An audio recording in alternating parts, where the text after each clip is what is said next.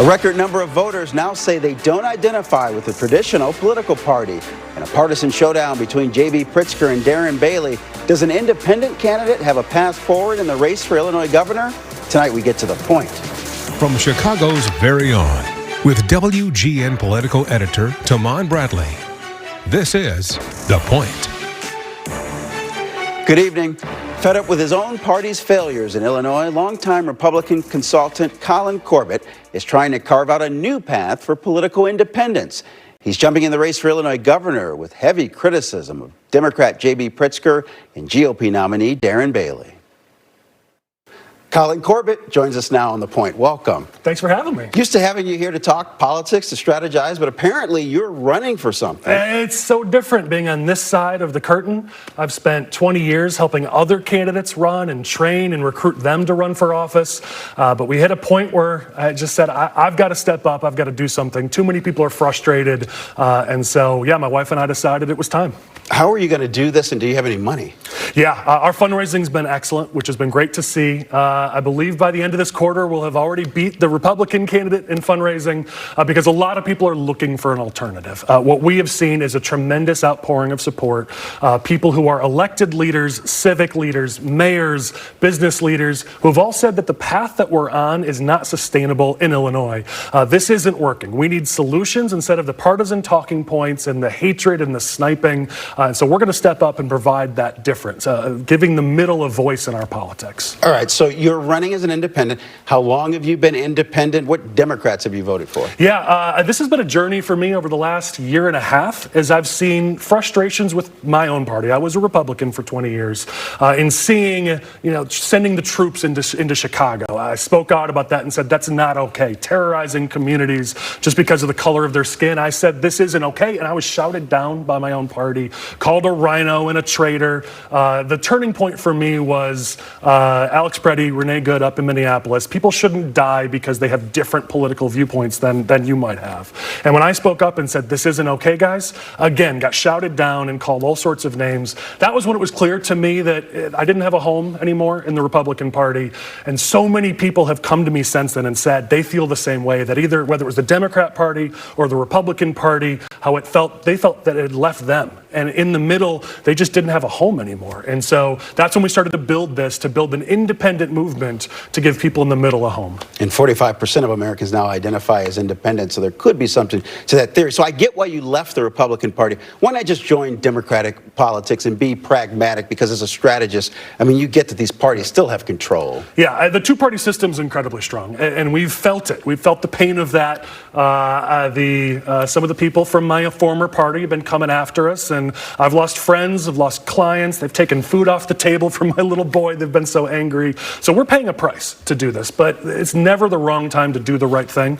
And ultimately, the Republicans have problems, Democrats have problems, and I've come to realize there's really good people in both parties. It's the system that is broken. It's not, most of these people are well-meaning, they want to make the world a better place, but the system itself is set up to not work. As a matter of fact, the founding fathers told us, don't do this. Washington's farewell address said, don't create political parties, and we did it anyways. This was never supposed to be what our system was set up for. We were supposed to be just best idea wins and come up with solutions that make people's lives better.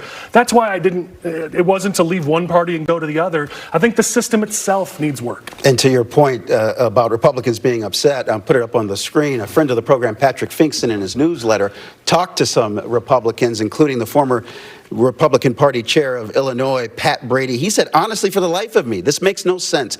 I don't know how he thinks somebody with zero name ID can make any difference in the race. When you run as an independent, first of all, you lose all of your Republican support. They're never going to go with you, and the Democrats don't trust you. And from the Bailey campaign manager, Jose Durbin, he simply said, who? Mm-hmm. They're thinking you might be a spoiler, or, in fact, you'll just run up the margin for Governor Pritzker in November. The numbers say we take just as many votes from Pritzker as we do from Bailey, so the numbers don't back that up. But the reality is, I understand why people who are so bought into the two-party system might struggle with this concept a little bit early on. But the reality is this race is more than about me. I'm the candidate for governor, so we can launch an independent movement, and that's what we're endeavoring to do here. It's more than just one race, more than just one person. We have over 100 leaders leaders throughout Illinois who are helping build this movement. And so I know that I'm 40 years old. I've still got a lot to learn, and I respect that, and I've got good people who are advising me. But this isn't about me. It isn't about my running mate. It isn't about the chairman of our effort, who's the former Chamber of Commerce CEO. We've got really good people here helping this, but it's bigger than us. Just go out in the suburbs or in the city of Chicago and ask people, are you happy with how things are going? When we're passing petitions, we get 2 words in, independent candidate, and they're grabbing it, trying to sign it. People are desperate for some alternative, and so I respect their opinions, but the reality is this race is not about me. I do want to talk some issues, but quickly, because you're from Palatine, Aaron Del Mar is from Palatine. Should he have been the Republican Party standard bearer? Yeah, we certainly... we all had hopes back when I was a Republican that we would have nominated somebody who would have a chance in the race. The unfortunate reality is, my question everybody knows, and this is the problem. People who say that I'm maybe stealing votes from Darren Bailey, everybody knows Darren Bailey is not going to win. At 7:01 on election night, AP is going to call that race that Governor Pritzker won, Darren Bailey has lost. And we'll see. That's what happened last time, but we'll see. So we were hopeful we'd have something better, and unfortunately, Republicans didn't nominate somebody who could win. All right, let's talk about some issues quickly. What can the governor do about soaring gas prices, soaring prices in general right now? Yeah, affordability is the top issue for all Illinoisans.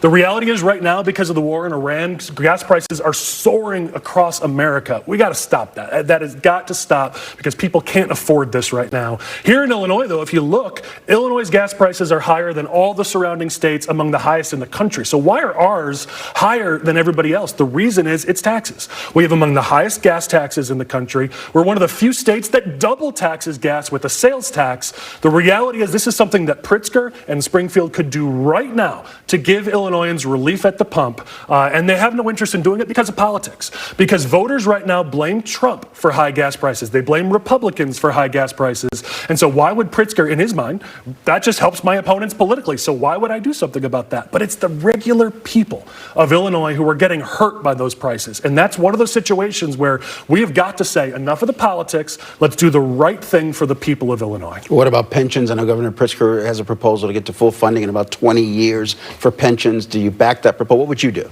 Yeah, there's been some interesting discussion on pensions. What people don't know is that in 2030 and in 2033, there are bonds rolling off in Illinois. We're going to have an opportunity in each of those budget years where we could say, let's be fiscally responsible and take those savings and invest it into paying down our pension debt. We can't keep exploding the costs, but we have got to come through for our workers. Those are promises that were made. And so we do have some incredible opportunities in the next few years here to make significant progress on paying down that pension debt to make sure that we're respecting the hard workers, our teachers and our police officers and firefighters in this state. They deserve those pensions they have worked their whole lives for. And we've got a great opportunity to get back to balance so that once those are paid down, we have an opportunity to invest more in education, in our roads and our transportation. When that funding is available to make improvements in our state, we can see Illinois make huge strides. So you need about 25,000 signatures to get on the ballot. Will you get that number? Will you be on the ballot? Yeah, we're going to be on the ballot. We've got people all throughout the state. Our numbers are already looking good. And we've gotten hundreds of candidates on the ballot. This is what we do. So we will be on the ballot. All right. Collin Corbett, independent bid for governor of Illinois. We're going to go make a space for people to feel like they have a home again in their politics. Mainstream, common sense solutions for the problems everyday Illinoisans face. Okay. All right. Thanks so much for coming in. And we're back in 60 seconds.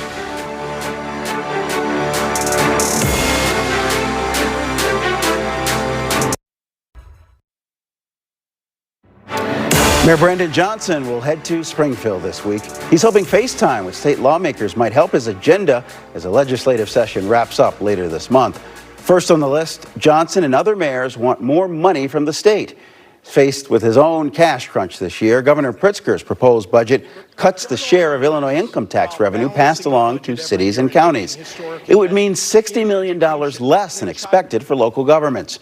Johnson and his counterparts from across the state argue without the extra money, services could be cut or property taxes will go up. State education leaders are concerned that cuts to the SNAP food stamp program will negatively affect their funding. School aid is partially determined by the number of students a district has enrolled in SNAP. With the new cuts, districts are worried they may lose out on some aid if fewer students are receiving SNAP benefits. Advocates want lawmakers to act now to prevent that. if these changes go through and students and families start falling off the rolls of SNAP and Medicaid and don't fall into one of these categories, that's not changing what access to resources they have or their income level of their family. And so we don't want to lose those students. About half of all Illinois students qualify as low income. Cook County Board President Toni Preckwinkle is canceling all public events this week. An announcement from her office says she's sick and will not participate in in-person engagements. Her office says she will continue to work remotely. The announcement comes just days after Governor J.B. Pritzker's office said he would be skipping public events this week. The governor underwent what his office describes as routine urological procedure and is resting this week while still working. And finally tonight, a huge tip of our cap to our friends at the Chicago Tribune. They're Pulitzer Prize winners. The staff won the prize for local reporting for their coverage of Operation Midway Blitz and the city's response to the federal immigration agent crackdown in Chicago. A tremendous job well done to that team. Certainly well-earned recognition from the Pulitzer Committee, so we congratulate our colleagues over at the Tribune. And that is The Point. I'm Damon Bradley. Mike is back with more news tonight at 9. The Forecasters is up next on WGN+. Good night.